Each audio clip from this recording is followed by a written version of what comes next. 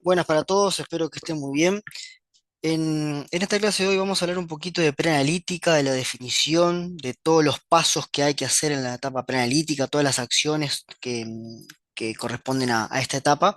Y vamos a ver cómo cuando hacemos las cosas mal en la etapa preanalítica puede tener un impacto importante en los resultados del paciente. Y vamos a aprender cómo poder minimizarlo.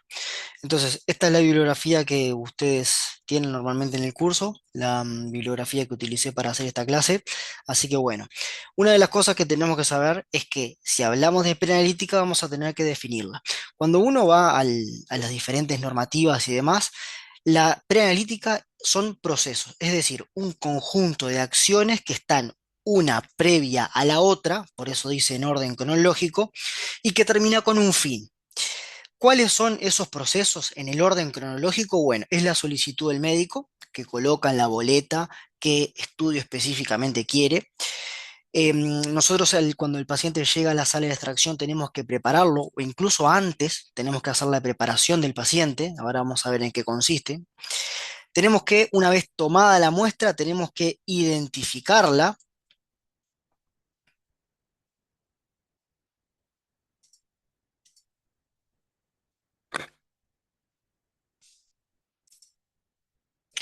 Hola a todos, espero que estén muy bien. En la clase de hoy vamos a tratar de definir qué es la etapa preanalítica y cuáles son sus diferentes acciones, cuáles son sus diferentes componentes, y vamos a ver cómo cuando la etapa preanalítica falla, esto tiene un impacto directo muchas veces en lo que es las variaciones de los resultados de laboratorio. Vamos a profundizar también un poquito la etapa preanalítica, la etapa analítica y la posanalítica, como estas tres etapas cuando hay errores los pacientes pueden tener resultados alterados. Cosas interesantes, estos son los libros que se utilizaron para esta presentación, que son los recomendados normalmente por la licenciatura. Así que bueno, vamos a comenzar a definir qué es la etapa preanalítica. Cuando uno va a las diferentes guías y sobre todo a las diferentes normas, la etapa preanalítica la define como procesos, es decir, es como un conjunto de actividades que tienen un orden, ¿tá? Y que todas comienzan con la solicitud por el médico, es decir, la boleta donde el médico escribe qué estudio hay que realizarle al paciente. Después nosotros vamos a ser los encargados de la preparación, bueno, o muchas veces también el médico, ahora vamos a ver en qué consiste esto. Vamos a tener que identificar al paciente porque no le vamos a sacar sangre a cualquiera, sino que le tenemos que sacar sangre al paciente que trae la boleta y tiene el mismo apellido. Y vamos a tener que hacer la toma, ¿tá? Vamos a tener que llevar la muestra al laboratorio que forma parte del transporte. Y cuando todo esto anda de alguna manera de forma correcta, los resultados son correctos. Cuando hay algo que falla en estos procesos, es donde vienen todos los problemas con los resultados. Entonces, acá tenemos un poquitito todo lo que hablamos nosotros, todo esto corresponde a la etapa preanalítica, que es la que vamos a profundizar ahora, pero como ustedes ven también en el laboratorio tenemos diferentes etapas y en cada una de ellas podemos tener errores y si en alguna de ellas tenemos errores, quien se ve perjudicado es el paciente. ¿Por qué? Porque ese resultado que va a tener el paciente, em, el médico luego va a tener una conducta con ese resultado y bueno, obviamente que tenemos que ser lo más precisos posible a la hora de brindar un resultado de ese paciente y no de otro. ¿Qué es lo que sucede? Hay diferentes estudios que indican que la parte preanalítica, la etapa preanalítica, es donde ocurre la mayor parte de los errores del laboratorio. Cerca del 60 al 80% de todos los errores del laboratorio se presentan en la etapa preanalítica. Y esto tiene un porqué. La vamos a ir recorriendo ahora y vamos a ir viendo que la etapa preanalítica es donde más personas participan. Entonces, cuantas más manos hay más chances de error. Esto es más o menos como ya lo definimos, la fase preanalítica. Es muy importante porque todo lo que se haga bien acá va a tener un impacto positivo en la exactitud y precisión del resultado de ese paciente. Todo lo que se haga mal acá va a tener directamente un impacto, en este caso negativo, en ese resultado del paciente. Por eso que acá les pongo que una muestra de mala calidad genera resultados incorrectos. ¿Tá? ¿Qué es lo que sucede? Las muestras, por más que sean bien extraídas, puede haber una variación en los resultados de los pacientes porque hay una variabilidad biológica que se conoce. Esta variabilidad biológica puede ser endógena o puede ser exógena. ¿A qué le llamamos una variación biológica endógena? A aquella que yo no puedo controlar. Por ejemplo, la edad de los pacientes claramente no la podemos controlar, el sexo, la raza, o sea, hay un montón de ítems que ustedes ven acá que yo no puedo controlar. Es por eso que hay valores de referencia para la edad, para el sexo, para la raza, por supuesto para el embarazo. ¿Tá? Entonces, variación biológica me puede generar variaciones de resultados y son no controlables. Por otro lado, tengo una variación biológica que se llama exógena, que esta sí es controlable. Yo le puedo decir al paciente que no coma, le puedo decir al paciente que cuando se vaya a sacar sangre no consuma ningún tipo de alcohol, le puedo decir que no llegue corriendo. Es decir, yo puedo de alguna manera eh, poner en la pista al paciente de cosas que no debe hacer para minimizar la variación de los resultados. ¿Tá? Si hay algún fármaco que me puede perjudicar, le digo que por esa mañana lo suspenda. Y después hay cosas más propias de lo que es ya la extracción. Vamos a ver que el torniquete, ¿tá? Cuando nosotros generamos presión en lo que es el brazo del paciente, el torniquete no puede estar más de un minuto apretado. ¿Por qué? Porque eso lo que me genera es una hemoconcentración. La sangre se concentra de tal modo que a mí me dan todos los resultados elevados. ¿Tá? La hemólisis, tenemos un capítulo aparte que lo vamos a profundizar después, y la separación del suero se tiene que hacer de manera correcta para que los resultados no sean inequívocos. Eso lo vamos a ver en las presentaciones que vienen ahora adelante. ¿Qué es lo que pasa? La variación biológica, como dijimos, es exógena, es controlable, y acá entran las hormonas, que es como un poco raro, ¿no? Porque uno puede pensar, ¿cómo controlo una hormona? ¿Para qué? O sea, ¿cómo controlo una hormona? Esa sería la pregunta. Pero ¿qué pasa? Nosotros sabemos que las hormonas varían, ¿ah? Y tienen diferentes tipos de ciclos. ¿Ah? Hay un ciclo circadiano, un ciclo ultradiano, un ciclo infradiano y un ciclo circanual. Es por eso que si bien es algo que corre por la sangre, las hormonas, y uno puede pensar, bueno, pero si es algo que corre por la sangre, ¿cómo yo lo puedo controlar? Bueno, yo le puedo decir al paciente que venga a sacarse sangre a las 7 de la mañana, porque conozco que hay hormonas que tienen un pico a esa hora. ¿Tá? Cuando la variación de estas hormonas más o menos cumple un ciclo entre 20 y 28 horas, hablamos de una variación circadiana. Tenemos un problema acá que hay muchas personas que trabajan de noche, sobre todo los pacientes que tienen trabajos de vigil, que hacen sereno, ¿tá? Que trabajan como sereno, tienen como un poco los turnos de manera irregular. Acá podemos tener algún poquito de complicación. Después tenemos la variación ultradiana, que son las hormonas que se secretan en menos de 24 horas, es decir, que tienen como varios picos, o uno o dos picos, sobre todo dos o tres picos, en menos de 24 horas. Tenemos una variación infradiana, esto es todo definición, ¿no? Esto puede aburrir un poco porque, bueno, son definiciones. Tenemos una variación infradiana, ¿tá? Que son aquellas hormonas que tienen una variación mayor a un día, como puede ser las hormonas del ciclo menstrual. Y tenemos una variación circanual, que es la vitamina D, que, por ejemplo, ya es sabido que en los meses de verano, por un tema de exposición al sol, uno la tiene más elevada que en los meses de invierno, por ejemplo. ¿Tá? A tener en cuenta, me pareció un detalle no menor, que las hormonas, si bien son un componente endógeno, se clasifican como exógenos porque yo indirectamente las puedo controlar diciéndole al paciente que venga a tal hora a sacarse sangre, o que venga, por ejemplo, en el caso del ciclo sexual femenino, que venga a los 5 o 6 días para la extracción de la FSH, por ejemplo. ¿Ah? Es por eso que son controlables. ¿Qué es lo que sucede? Cuando nosotros arrancamos a estudiar la etapa preanalítica, arrancamos con la solicitud, como les había comentado, ¿no? Y las solicitudes, en algunas instituciones se hacen a mano todavía, y en otras instituciones se realizan a través del sistema informático. Es un problema aquellas órdenes que se hacen a mano. ¿Por qué? Porque yo les traigo esto acá. Acá lo que tenemos que tiene el nombre, podemos ver que se llama Calixto Ferreira, aparentemente dice, pero bueno, vamos a darle un visto bueno porque por lo menos el nombre la tenía. Sabemos que la están en oftalmología, pero ¿qué pasa? Si yo me quiero comunicar, no tengo ni la sala ni la cama, es decir, no sé a dónde llamar. ¿Qué más tenemos acá? El análisis solicitado es una glicemia. Esto está bueno porque esta letra, si bien no es la más clara, se lee glicemia. Pero hay veces que acá quieren poner funcional renal, ¿tá? Y ponen otra cosa, y leemos e interpretamos otra cosa.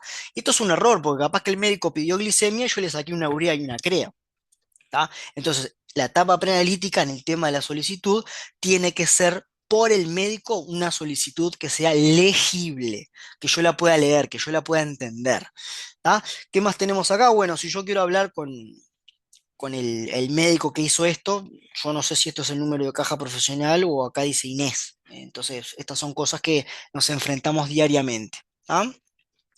Acá les traigo otra que está todo muy lindo cuando hacemos las cruces cuando el médico hace la cruz para poder solicitar el analito que le interesa, pero ¿qué pasa? Cuando empezamos, los hacemos escribir, bueno, acá se los pongo más grandes, ¿no? Dice ACA, APA, inhibidor lúpico, antibeta 2, y acá es la palabra que uno no entiende. Yo cuando le leí por primera vez, para mí decía eosinófilo. Claramente no dice eosinófilo, pero cuando uno lo pone más grande es como que es peor. Acá dice cuantificar. ¿Qué es lo que se quería cuantificar? El antibeta 2 glicoproteína, cuantificar con isotipo. ¿Tá? Entonces, esto es importante en la etapa preanalítica. Hay muchos estudios que no se hacen o se hacen erróneamente porque no se entiende la letra. ¿Tá? Entonces, esto es un error preanalítico que vemos frecuentemente en el laboratorio. Miren esta orden, es fantástica. Sabemos que le tenemos que sacar un hemograma y sabemos que la usuaria arranca con Y.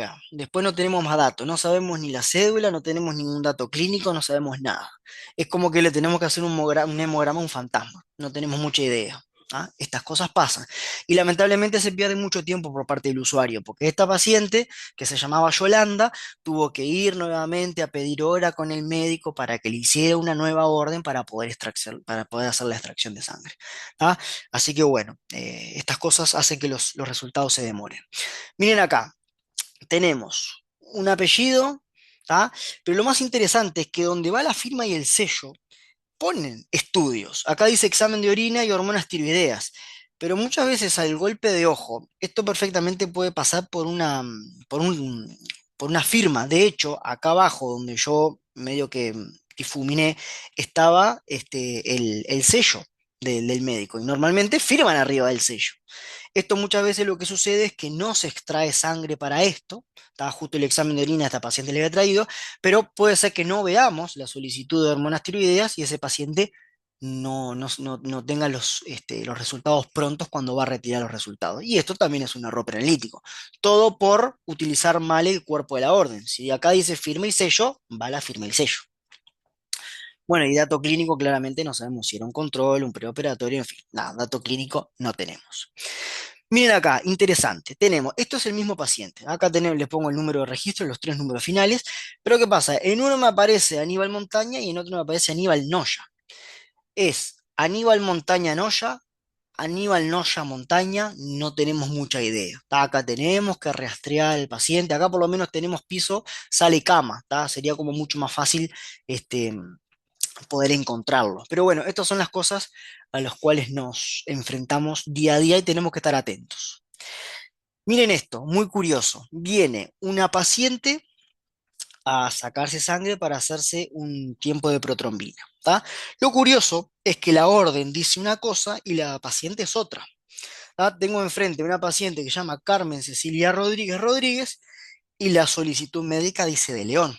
¿Tá? Lo mismo, acá la paciente tuvo que ir a buscar a su médico para que le hiciera una nueva orden para que nosotros en la policlínica le sacáramos sangre. ¿Tá?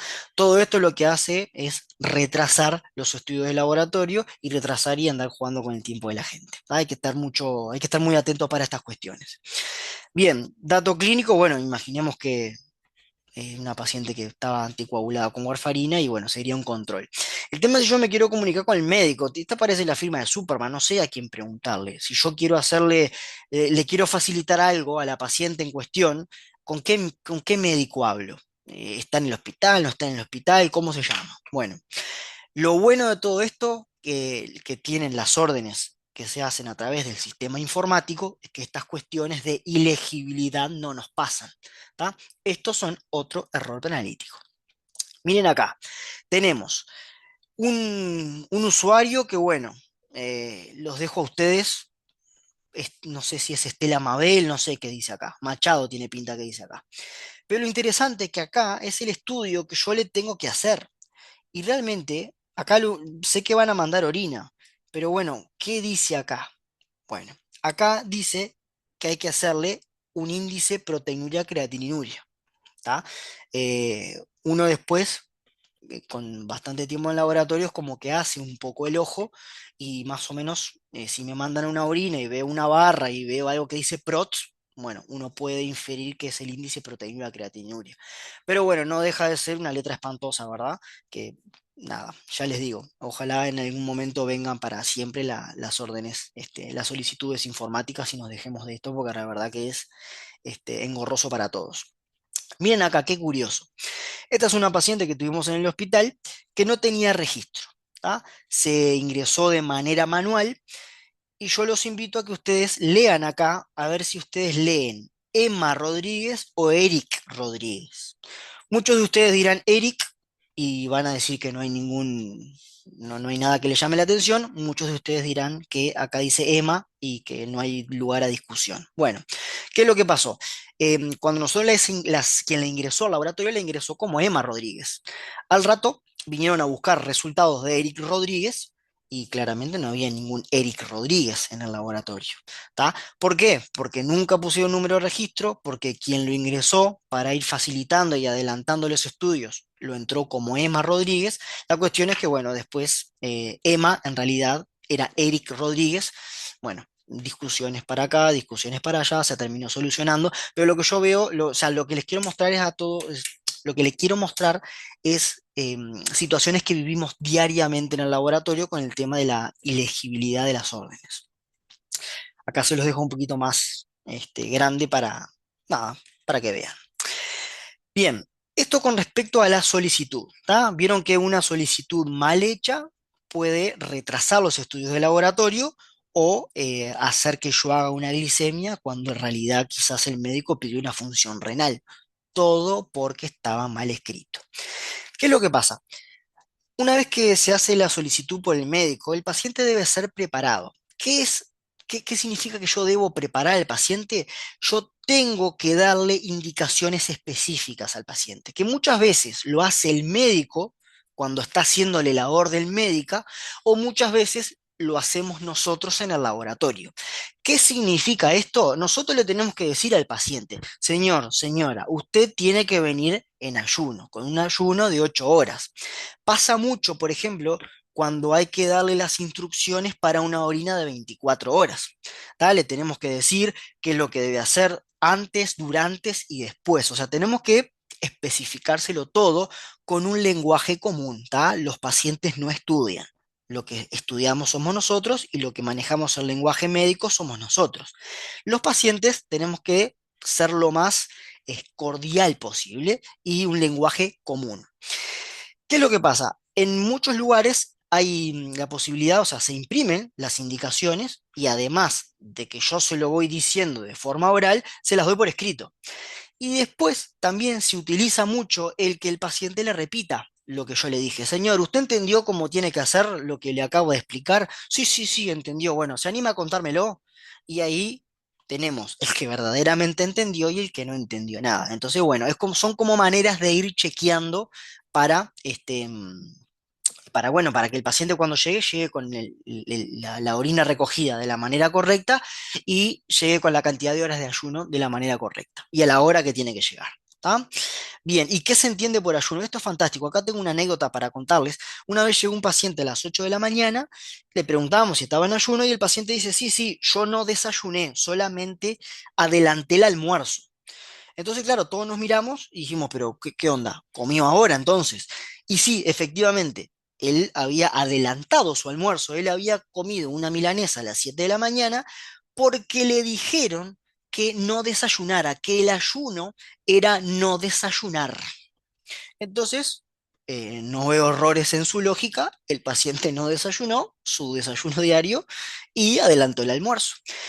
Estas cosas que parecen obvias para nosotros, muchas veces no son obvias para otros tipos de personas, para los pacientes que no tienen por qué saberlo, y nosotros tenemos que decir que ayuno significa no comer por X cantidad de horas. ¿Tá? Estas cosas pasan, queda para la anécdota y para que, bueno, nada, yo se los pueda comentar ahora a ustedes y que lo entiendan para que no les vuelva a pasar.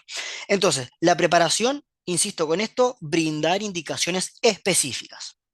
Miren acá, les traigo un ejemplo. 63 años que viene puntualmente para hacerse una glicemia de control. Viene, tiene una glicemia en ayuna elevada con una creatininemia normal. Va al médico, el médico le hace una nueva receta y el paciente viene 2 días después para hacerse otra glicemia y una hemoglobina glicosilada. La glicemia en esta oportunidad le dio un valor normal y una hemoglobina glicosilada de 5%, o sea, normal. Cuando se le empieza a hacerle preguntas al paciente y se le pregunta que, bueno, que si había comido, si sí, si no, si había hecho el ayuno, el paciente no había realizado ayuno porque nadie me dijo, ¿no? Esto de nadie me dijo eh, es, ¿no? Dependiendo de quién lo diga, porque si el paciente me dice nadie me dijo y yo lo atendí y yo se lo dije, es como lo que yo digo contra lo que él dice. Es por eso que cuando nosotros le damos las indicaciones a los pacientes, tenemos que decirle, ¿usted me entendió? A ver, repítame, ¿con cuántas horas tiene que venir? ¿Qué es lo que tiene que traer? ¿A qué hora tiene que estar? ¿Tá? Cuando uno hace este refuerzo positivo, de decirle al paciente, bueno, contame todo, es como que reafirma y el paciente le puede llegar a quedar mucho más claro. ¿Ah? Estos son ejemplos de todos los días, ¿no? Bien, ¿qué pasa? Vamos a hacer la toma de la muestra. Ah, estamos todos en preanalítica, estamos de acuerdo, ¿no? Van a ver que la etapa preanalítica es la más larga de todas. Van a ver ustedes que participan muchos humanos acá, es por eso que el 80% de todos los errores ocurren en esta etapa. La toma de muestra. Hay lugares que nosotros no vamos a pinchar porque si pinchamos corremos el riesgo de que la muestra o salga contaminada o esté hemolizada, bueno, o ahora por lo que les voy a contar. Bien, cosas importantes. Cuando un paciente tiene vías, ¿tá? Si en algún momento ustedes van a piso a sacar sangre, van a ver que los pacientes de piso de emergencia todos tienen vías. ¿Por qué? Porque por ahí le pasan analgesia, antibiótico, etcétera, etcétera, etcétera. Ustedes imagínense que si un paciente le están haciendo la reposición de un determinado ion, se me viene por ejemplo el potasio, ¿tá? O le están pasando suero, y yo voy y enchufo la jeringa en la vía y aspiro de ahí, lo que voy a traer es sangre con la mezcla del potasio que le están pasando y con la cantidad del suero que le están pasando. Entonces, cuando yo dosifique el ionograma, probablemente tenga un potasio elevado. Y no es porque ese potasio sea del paciente, es porque yo me manqué y le saqué sangre de la vía. Si yo en algún momento tengo que sacar sangre de la vía, tengo primero que descartar cerca de 20 mililitros. Después de que yo al tipo le haya descartado 20 mililitros de sangre por la vía, recién ahí voy a enchufar la jeringa con la cual después voy a cargar los tubos. ¿Tá? Porque después, ¿qué pasa? Viene todo diluido y claro, le estaban pasando suero, me da todo para abajo, lógico. Bien, eso por ahí. Después, hay lugares, como les decía, que no vamos a puncionar y esto tiene un porqué y ahora se los voy a mostrar. ¿Qué pasa? Cuando nosotros tenemos hematomas acá, hay mucho factor tisular, hay mucha fibrina, al paciente le duele, es difícil, hay venas rotas, ¿tá? Y posiblemente demoremos. Y cuanto más yo demore con la sangre dentro de la jeringa, más chance de que se me coagule. ¿Tá? Entonces, tratemos de evitar los hematomas. ¿Tá? Si tenemos otra vena por acá o otra que le corre por acá, y vamos a intentar con esa. Si no tengo ninguna vena accesoria, vamos para el otro brazo, vamos a la parte de la mano, ¿tá? Pero tratemos de evitar los hematomas. Acá tenemos un paciente, este es el pliegue de codo acá arriba. Tenemos un paciente que ya le habían entrado por acá, le habían entrado por algún lado de lo que es la muñeca y vieron que todo el hematoma se le corrió para acá. Entonces, bueno, esta mano, a no ser que encontremos alguna por acá, esta mano es como, no es de primera elección. ¿Tá? Vamos a ir a la otra o vamos a pedirle el dorso vamos a ir a la muñeca de la otra mano o al dorso de la otra mano. ¿Tá? Pero bueno, tratemos de evitar estos hematomas. ¿Qué pasa? Las fístulas. Tenemos pacientes que están en diálisis y la diálisis se hace a través de estas fístulas acá, que son la unión de una vena con una arteria. ¿tá? Entonces, si yo le pincho acá al nefrólogo que después le va a hacer la diálisis, y el tipo después me va a terminar buscando para denunciarme. ¿Por qué? Porque muchas veces, si yo hago una mala maniobra, todo esto se puede llegar a trombosar. Y si yo le tromboso esta fístula al tipo que le va a hacer la diálisis, es un problema para él, para mí y para el paciente. ¿Ah? Así que las vemos fístulas, vamos inmediatamente para el otro brazo. Es más, aunque nosotros querramos hacernos los pillos y pinchar acá, el paciente ya directamente nos va a decir, no, no, no, no, no, de acá no me vas a pinchar. Yo tuve la suerte de que este paciente me lo mostró esto para sacar una foto, claramente no íbamos a pinchar acá. Pero bueno, nada, sepan que las fístulas no pinchamos fístulas. Bien, tema torniquete. Ustedes ven acá que la oña a la cual se le aplicó el torniquete tiene un color blanco acá y acá una tonalidad un poquito ya tirando a morado, ¿no? Esto no tiene que pasar. El torniquete tiene que estar máximo 1 minuto, máximo. Claramente allá el color del brazo de la doña nos pone en la pista de que esto no estuvo 1 minuto, sino que estuvo más. ¿Qué es lo que pasa? Todas las venas que vienen para acá, por supuesto que en esta zona, más cerca del torniquete, se empieza a generar lo que se llama éstasis. ¿Tá? Si se produce éstasis, se produce hemoconcentración. Si yo pincho acá, va a estar toda la sangre concentradísima, entonces me va a dar todo para arriba. ¿Tá? Me va a dar un hematocrito elevado, una hemoglobina elevado, todo para arriba. Y no es que la mujer tenga una hemoglobina de 23, sino es que tuve el torniquete más de 1 minuto y vieron que acá yo les pongo a 10 centímetros del lugar de la punción. Acá no se puede seguir mucho la punta de la aguja, pero imaginen que es acá, acá no hay 10 centímetros, pero ni cerca. Entonces, el torniquete que parece algo sencillo de colocar y que es solamente atarle el brazo al paciente y nada más, no, no es solo eso. Tengo que, si voy a pinchar acá, le cuento 10 centímetros para acá. Una vez que le pongo el torniquete, tengo que hacer una extracción en menos de 1 minuto. ¿Tá? Esto que ahora parece, porque lo teórico es todo fácil, ¿no? Pero van a ver que en la práctica, cuando uno ya agarra cancha, las extracciones son, no, no quiero decir sencillas, pero uno cuando empieza a encontrar atajos son bastante fáciles. Obviamente que hay pacientes muy difíciles, que tiene que venir un compañero, que tiene que venir otro, que se observan de un lado, se observan del otro, lógico. Pero uno después cuando agarra la cancha de esto, esto lo hace de manera automática. Bien, ahora los tubos yo los tengo que cargar de una manera correcta. ¿Tá? Lo que ustedes están viendo acá es criminal. ¿Por qué? Por dos cosas.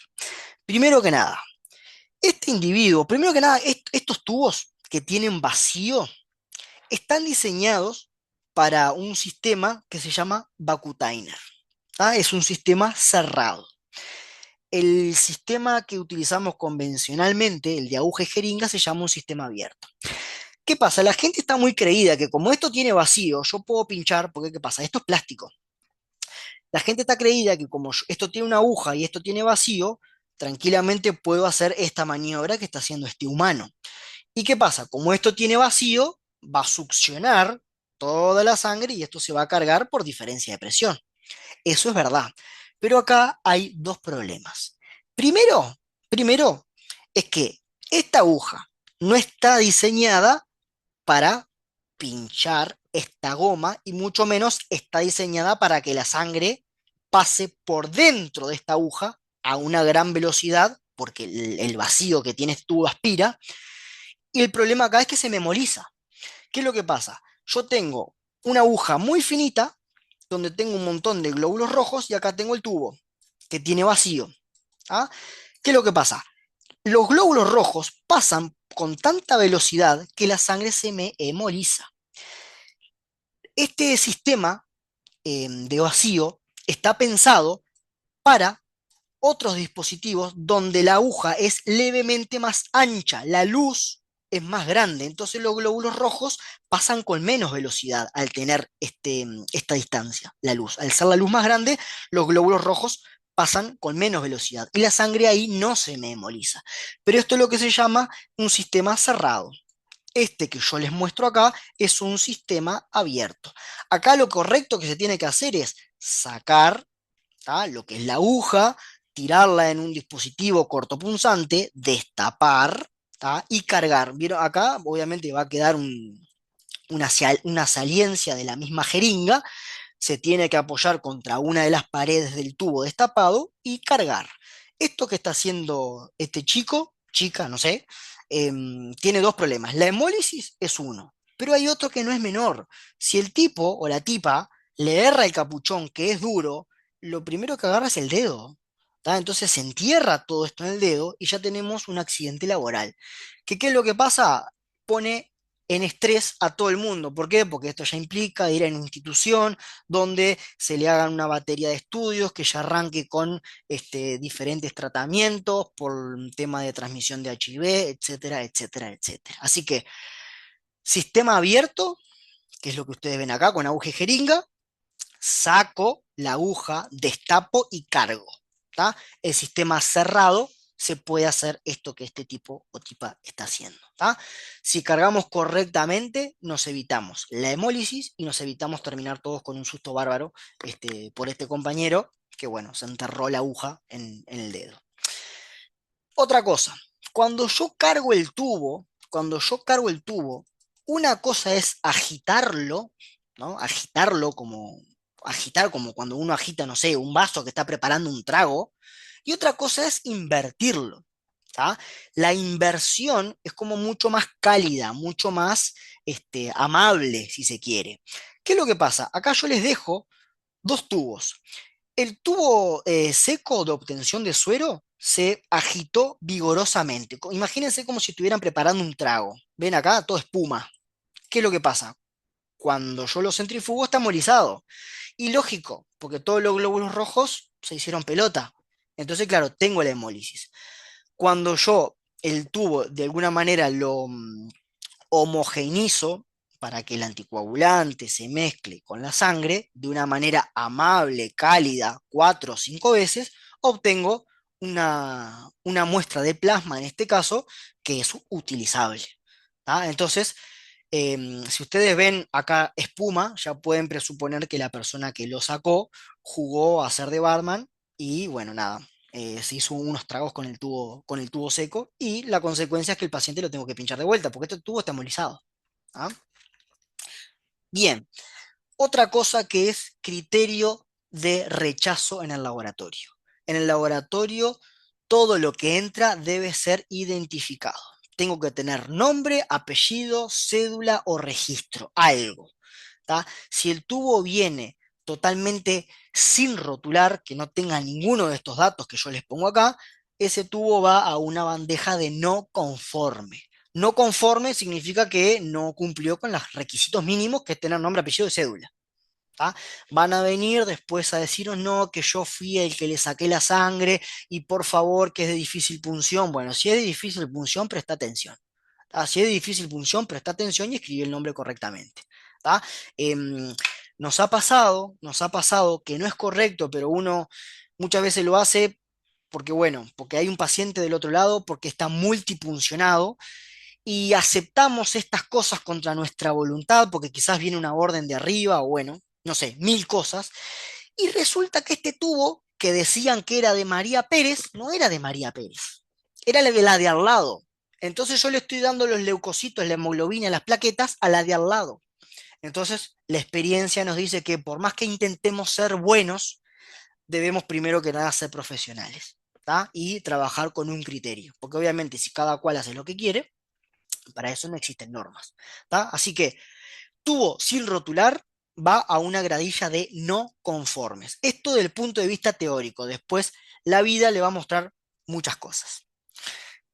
Saco el tubo, lo tengo que transportar. ¿Cómo se transporta? ¿Lo transporto en la mano? Como muchas veces vemos, no. ¿Lo transporto en el bolsillo? No. El Ministerio de Salud Pública tiene un sistema de transporte que se llama triple empaque, donde justamente tengo tres cosas. Primero que nada, el recipiente primario. El recipiente primario son estos tubos acá, que obviamente estos tubos no son de vidrio, porque ustedes imagínense que si yo me caigo y me tropiezo, rompo el tubo, o imagínense, lo estoy por cargar en el equipo, y obviamente esto contra el piso, si es vidrio, es por un tema de bioseguridad también nosotros. Entonces, estos son de poliuretano, esto es un material especial que por más que se caiga, no se quiebra, no se fractura, no se rompe. Esto es lo que se llama recipiente primario. Este recipiente primario siempre tiene que estar en un soporte, tiene que estar en vertical. Ahora, todo esto que ustedes ven acá, con los tubos y el soporte, no lo puedo transportar por los pasillos del hospital, lo tengo que mandar en un recipiente secundario, que normalmente son estas valijas que vemos a los mensajeros, que oficia como tubo, como recipiente secundario. ¿Qué es lo que pasa? Estos recipientes secundarios que ustedes ven acá tienen que tener adentro algún tipo de papel absorbente. ¿Tá? ¿Por qué? Porque puede tener golpes, porque alguno puede quedar mal tapado, es decir, algo que absorba o amortigüe los golpes para que el enchastre acá adentro sea lo menos posible. O sea, de última después lo vamos a rechazar igual porque tuvo derramado en el laboratorio se rechaza. Pero bueno, para el individuo que recorre el hospital con sangre, en vez de estar chorreando, por lo menos que ande con un papel absorbente dentro de lo que es la valija. Esto no pasa, pero bueno, es lo que debería pasar. Y después hay otro recipiente terciario que se utiliza más que nada cuando se transporta, no sé, imagínense, saco una muestra en Salto, no tengo laboratorio en Salto para hacerlo y viaja a Montevideo. ¿Tá? En este transporte tengo que tener el tubo, el recipiente primario, el secundario y un terciario. ¿Tá? El terciario es el que es más rígido todavía, es el que si se me da un golpe, las muestras no sienten absolutamente nada y es como les pongo acá, es un tema de despacho o de transportes a larga distancia. ¿Tá? En el hospital, como mucho, van a ver hasta el secundario. Tema de tiempo, ¿cuánto tiempo puede demorar o debería demorar la muestra en llegar? Bueno, primero que nada, lo más rápido que se pueda. Hay laboratorios que están a un piso de la emergencia, hay laboratorios que están a 1 metro de la emergencia y hay laboratorios que están en el piso 18 y la emergencia está en planta baja. ¿Tá? ¿Qué es lo que pasa? Este es lo ideal, que si estoy en la misma institución, sea menos de 1 hora. ¿Qué es lo que sucede? Esto es un estudio que hicimos cuando estábamos en el Clínicas, donde tratamos de medir el tiempo, ¿tá? Que pasaba desde que se sacaba sangre hasta que llegaba al laboratorio. Y ustedes ven acá que el turno que más rápido anduvo demoró 2 horas 24, ¿tá? Que fue el turno de 6 a 12. El turno que más demoró en mandar la muestra al laboratorio es el turno de las 0 a 6, ¿tá? Más o menos con un promedio de 3 horas, más o menos. ¿Tá? Pero teniendo en cuenta todos los turnos, teniendo en cuenta que un turno me tira la media para abajo y otro la media para arriba, lo que se concluyó acá es que la media en el hospital de clínicas, en este estudio que hicimos, desde que yo le saco, desde que le sacan sangre hasta que llega la muestra al laboratorio, tenía una media, ¿tá? De 3 horas. Un montón, un montón. Ustedes imagínense que si tiene un desvío casi de 2 horas, un tipo que va a la emergencia pasa capaz que 5 horas para tener un resultado. ¿Tá? Y obviamente nosotros en el laboratorio tenemos tiempo muerto, porque las técnicas tienen un tiempo muerto. Si tengo la mala suerte que se me rompe un equipo, y tengo que llamar a servicio técnico. Con suerte lo puedo solucionar yo, pero es todo tiempo, tiempo, tiempo, tiempo, tiempo.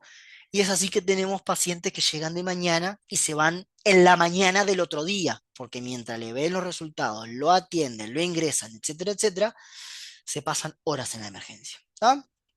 Bien, cuando llega al laboratorio, bueno, me olvidaba de esto, lo ideal de procesar rápido son las gasometrías, ¿tá? La gasometría, cuanto más rápido mejor, porque yo quiero demostrar cómo son las diferentes presiones de los gases en la sangre. Cuando veamos gasometrías, vamos a profundizar un poquito más. El tema, cuando me llega al laboratorio, tengo que centrifugar, ¿tá? No es lo mismo, no es la misma cantidad de revoluciones por minuto de la sangre o de la orina. Idealmente, idealmente, no siempre es así. Decimos que la sangre va a 10 minutos entre 3.000, 3.500, 4.000 como mucho revoluciones y la orina, algunos lugares dicen 5, algunos lugares dicen 10 y hasta algunos lugares dicen 15, ¿tá? A menos revoluciones, ¿tá? Esto depende del lugar donde estén, depende del lugar que lo lean, nada, es lo que tengo para mostrarles. Depende de donde trabajen, es como se va a centrifugar. Lo que sí tenemos que tener en cuenta es que la centrifugación de la orina siempre es a menos revoluciones que la centrifugación en la sangre.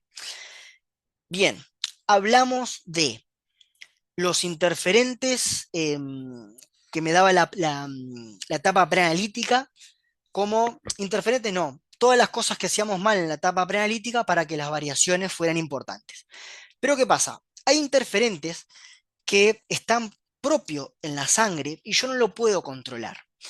Entonces tenemos interferentes endógenos e interferentes exógenos. Los interferentes endógenos son naturales, como les pongo acá, y son producidas por los pacientes en condiciones normales, pero más que nada en patológicas. Por ejemplo, si yo tengo mucha bilirrubina, hay técnicas donde la bilirrubina jode. Si yo tengo muchos lípidos, hay técnicas donde la turbidez que generan los lípidos jode. Si yo tengo un montón de hemoglobina, hay técnicas donde un montón de hemoglobina jode. Y después tengo interferentes exógenos, ¿tá? Son, por ejemplo, no sé, cosas que toman los pacientes, ¿tá? Que a mí me interfiere en mi metodología. Tenemos, por ejemplo, no sé, acá drogas, alcohol, todo esto, por supuesto, yo lo puedo controlar cuando hablamos en la primera diapositiva en qué cosas puedo controlar y qué no. Los interferentes exógenos son controlables, como dijimos. Los endógenos, no. Y acá les traigo ejemplo. Después, ¿qué es lo que sucede? Tenemos una contaminación este, que se puede llegar a dar entre las muestras, porque ¿qué pasa? Em, Está descrito por ahí, no sé, les voy a dibujar un tubo acá medio casero, ¿no? Vamos a imaginarnos que acá yo tengo, no sé, estoy inventando, el tubo de citrato y acá yo tengo el tubo seco, ¿tá? ¿Qué es lo que pasa? El tubo de citrato dijimos que tiene un anticoagulante líquido, ¿tá? Y alguna gota puede quedar por acá. Entonces, ¿qué pasa? Cuando yo enchufo, vamos a tratar de dibujar una, una jeringa, bueno, se parece todo menos a una jeringa. Cuando yo cargo acá, la punta de la jeringa puede tocar, ¿tá? A esta fina lámina de anticoagulante. ¿Y qué es lo que pasa? Después la jeringa yo le voy a pasar para acá. Y puede ser que acá, en el tubo seco o de obtención de suero, donde yo espero que la muestra coagule, capaz que no me coagula. ¿Por qué? Porque esta mínima contaminación hace que en el tubo seco la muestra no coagule y peor aún, esto, ¿se acuerdan que tiene sodio? ¿Tá? Entonces, cuando yo mido el iono de acá, me da un iono tremendamente alto. ¿Por qué? Porque hay esta contaminación cruzada. Acá lo que les traigo son, esto lo que hablamos es lo mismo. Esto acá en los costados no lo estoy leyendo, pero bueno, después ustedes pausan la presentación y lo leen. Em, Acá lo que les traigo es un inserto de una técnica, ya ni me acuerdo cuál es, pero ustedes vean que el mismo inserto dice que la ictericia sin interferencias significativos hasta aproximadamente tantos miligramos de decilitro. Lo mismo con la hemólisis, lo mismo con la lipemia y lo mismo con los fármacos, ¿tá? Los, acá, este era el inserto de la AST. Em, Ustedes ven cómo los mismos insertos nos ponen en la pista cuál es la cantidad en miligramos de decilitro, en algunos casos, de interferentes endógenos tenemos que tener para que la técnica se vea afectada. ¿Ah? Bien, hablamos de la centrifugación. ¿Qué es lo que pasa? El tubo seco, eh, si yo lo dejo a su libre vida, va a coagular, ¿tá? Pero demora entre 30 y 45 minutos. Entonces, si yo soy un tipo muy ansioso y centrifugo un tubo seco o un tubo de obtención de suero, ni bien llega, corro el riesgo de esto. ¿Qué es lo que sucede? Como no coaguló bien del todo, hay cierta parte de la fibrina que no se formó. Entonces, ¿qué pasa? La fibrina es, tiene una densidad distinta que me queda acá. Entonces, ¿qué pasa? Cuando se mete la aguja para aspirar, me dice que acá hay un coágulo. ¿Y qué es lo que estoy intentando hacer yo acá con esta pipeta? Tratando de extraer este coágulo de fibrina. ¿Por qué se forma el coágulo de fibrina? Porque soy un ansioso y en vez de esperar entre 30 y 45 minutos que se forme el coágulo principal para después centrifugarlo, lo centrifugué rápido. ¿Tá? Y me pasa que tengo este coágulo metido acá. ¿Y por qué me jode? Porque va a aspirar el equipo y cuando la pipeta se mete para acá, que hace presión negativa para aspirar suero, se encuentra con que no puede. ¿Por qué? Porque tiene un coágulo de fibrina. Esto lo único que hace es retrasarnos el trabajo. Después, ¿qué más? ¿Qué más? ¿Qué más? ¿Qué más? Con la centrifugación se termina la etapa preanalítica. Bien, ¿qué es lo que pasa? Cuando yo realizo la centrifugación, puedo tener esto, que es una muestra hemolizada, o puedo tener esto, que es una muestra totalmente apta. Acá lo que yo les dejo son diferentes criterios de rechazo de la muestra que no se negocian. La hemólisis no se negocia. Que esté mal rotulada, menos que menos. Ustedes imagínense, le saqué sangre a Pérez, pero lo rotulé como Rodríguez. Eso es un mamarracho, o sea, esto no se procesa. Obviamente que no tengan rótulo, tampoco.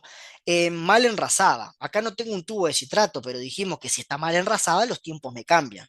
Que la muestra sea escasa. ¿Por qué? Porque muchas veces nos mandan muestras, ¿tá? Que son, pero acá. Entonces, ¿qué es lo que sucede? No le alcanza al equipo, por más que nosotros hagamos artimañas, no le alcanza al equipo para procesar. Entonces, bueno, nada, mándame otro. Tubo incorrecto. Me piden que le haga un ionograma del tubo de citrato de sodio. Entonces, tubo incorrecto, no, me mandas un citrato de sodio para hacerte un iono. No, tubo incorrecto, lo rechazo. ¿Tá?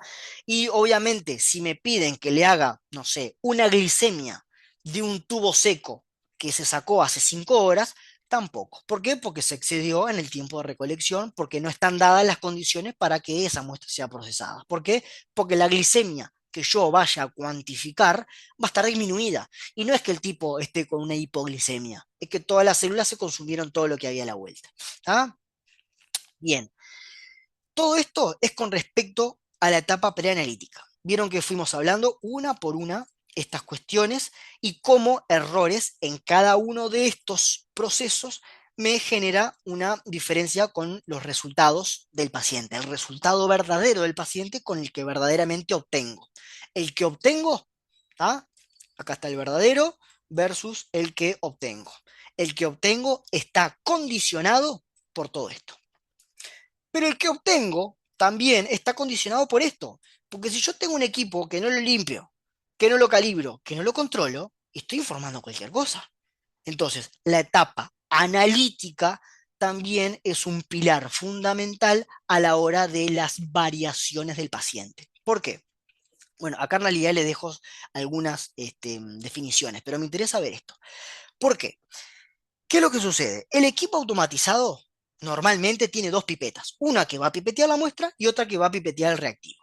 Por supuesto que tiene una cubeta y un baño de incubación. Si yo al equipo no le realizo un mantenimiento diario, las pipetas no se limpian, las cubetas no se limpian y el agua de incubación no se limpia. Entonces, ¿qué es lo que pasa? Voy a estar informando cualquier cosa. ¿Por qué? Se los voy a mostrar acá. Primero que nada, imagínense que el equipo está pipeteando muestra. ¿Está? Bárbaro. Si yo no le hice el mantenimiento a las pipetas, la pipeta que pipetea la muestra puede estar tapada o con una luz menor. ¿Tá? ¿Qué es lo que sucede? La muestra acá arriba puede tener burbujas. ¿Tá? Entonces, es otro error que me puede dar que los resultados del paciente sean cualquier cosa. Eso con respecto a la pipeta que pipetea la muestra. Pero tengo la pipeta que pipetea el reactivo. Entonces, ¿qué pasa acá? Si yo no hago el mantenimiento de la pipeta puede estar aspirando mal. El reactivo puede estar vencido. El reactivo puede estar no calibrado. ¿Ah? Si ustedes ven acá, puedo, si no le hago el mantenimiento, el agua de incubación puede estar defectuosa. El sistema de incubación puede estar defectuoso. Es decir, no solo la parte preanalítica donde habemos 50 humanos trabajando ahí puede ser riesgo de un resultado alterado. La etapa analítica, si yo no hago el mantenimiento diario, puede ser factor de variaciones. Ustedes imagínense que después esto se va a leer. Tengo una lámpara. La lámpara tiene que ser chequeada. Si yo no chequeo la lámpara, yo no sé si la lámpara está defectuosa. Yo no sé si lo que me está midiendo está bien. Entonces, insisto con esto. Si yo no le hago el mantenimiento diario, puedo tener problemas. ¿En qué consiste el mantenimiento diario? Bueno, el mantenimiento diario consiste en chequear las pipetas. Las pipetas chequear el agua de incubación, chequear la temperatura de las heladeras, ¿tá? De la heladera que tiene el reactivo. ¿Qué más me chequea? Chequeo, además del agua de incubación, el sistema que tiene el agua de incubación. ¿Tá? El sistema que tiene la cubeta, porque esto, la cubeta no se queda estática, la cubeta tiene cierta vibración que favorece que se mezcle la muestra con el reactivo. ¿Tá? Entonces, esto también se chequea. Y es solamente hacer un clic antes de arrancar la jornada diaria. Entonces, ¿es importante lo preanalítico? Obvio. Ahora, ¿es importante lo analítico? Obvio, también. Ustedes imagínense que yo este reactivo lo tengo que controlar. Si yo no lo controlo, y andás a ver dónde, si yo trazo el gráfico de Levy-Shannon, andás a ver dónde tengo los puntos. Entonces, tengo que tener un sistema bajo control. Esto después lo vamos a ver cuando demos control de calidad. ¿Tá? ¿Qué más me puede alterar esta etapa? Bueno, hay muestras como estas que, si ustedes ven, están totalmente lipémicas. ¿Qué es lo que pasa cuando hay una muestra lipémica? Acá hay muchos kilomicrones, lo vamos a ver cuando veamos lípidos. Y los kilomicrones tienen la particularidad de ser molecularmente muy grandes. Entonces, ¿qué pasa? Toda la luz que queda se pierde, se va para el otro lado. Entonces, lo que llega al detector es muy poco. Pero no es que sea poco porque acá absorbió, sino que hay haces de luz que no fueron absorbidos, pero que fueron de alguna manera rebotados. Esto hace por consecuencia que acá llegue menos. Entonces voy a estar informando un resultado que no tiene nada que ver con el del paciente. ¿Tá? Esto puntualmente, este ejemplo de la lipemia, ¿tá? Va puntualmente dirigido a la muestra. ¿Tá? Lo que tiene que ver con reactivos, lo que tiene que ver con pipetas, lo que tiene que ver con sistema de incubación, va dirigido al equipo, a la etapa analítica propiamente dicho. ¿Tá? Bien, vimos la preanalítica, vimos la analítica, todo esto igual, tranqui, cuando veamos control de calidad, vamos a profundizarlo. Y después tenemos la parte posanalítica. La parte posanalítica es cuando yo ya tengo los resultados y me pongo a ver, bueno, el dato clínico que a mí me da, me ponen un paciente, un dato clínico que dice paciente histérico y yo tengo una bilirrubina total normal, hay algo que no está bien. ¿Tá? Entonces hay que chequearlo. La parte posanalítica significa muchas cosas. Sentarme a ver relación de dato clínico con resultado. Chequeo ese resultado. Lo correlaciono. Por eso tenemos que ser muy capaces de entender la enfermedad y cómo se ve en el resultado. Y tengo que ver si repito la muestra, si no repito la muestra. La parte posanalítica también consiste en, por ejemplo, guardar las muestras donde corresponde, separar muestras en caso de que sea necesario para que vaya a otro, este, a otra división del laboratorio.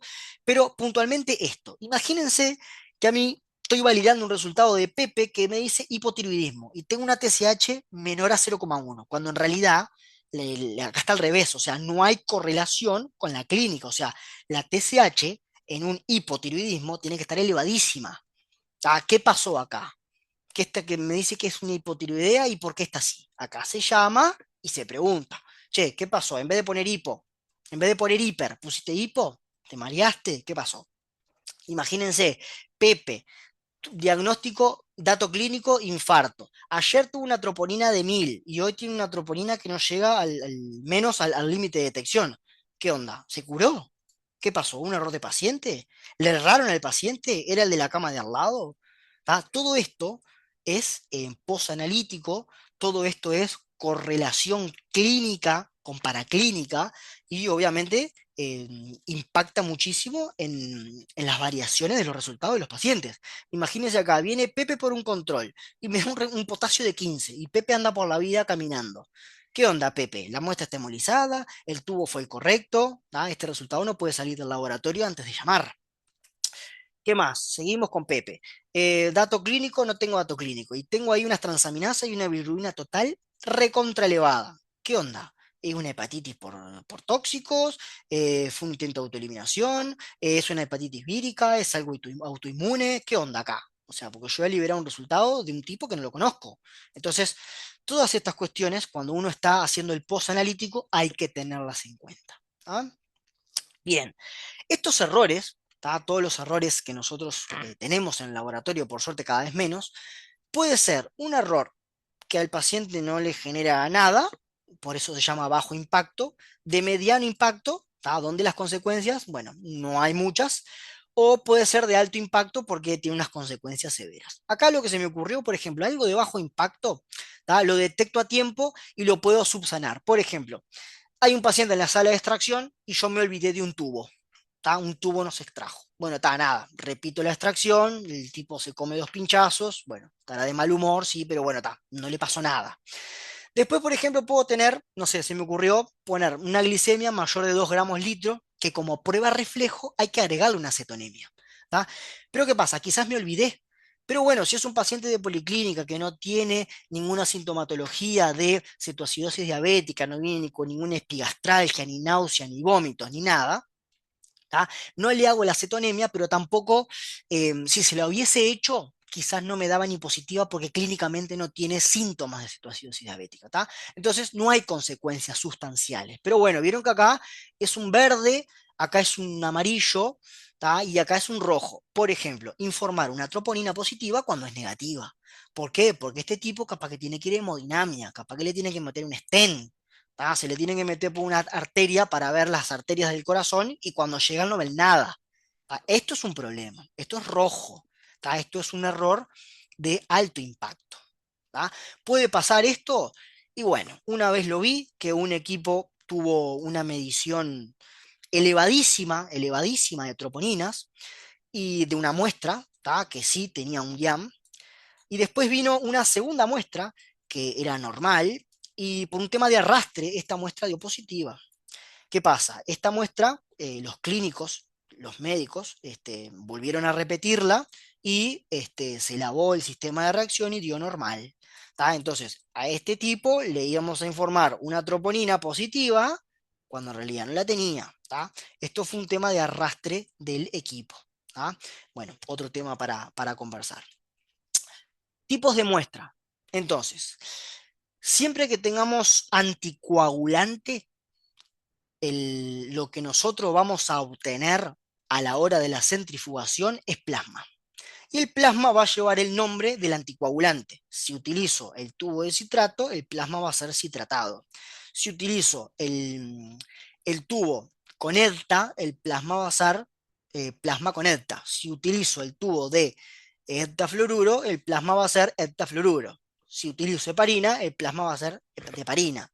¿Tá? La diferencia es que en el tubo de obtención de suero vamos a obtener justamente suero. ¿Cuál es la diferencia? Acá. Esta es la diferencia.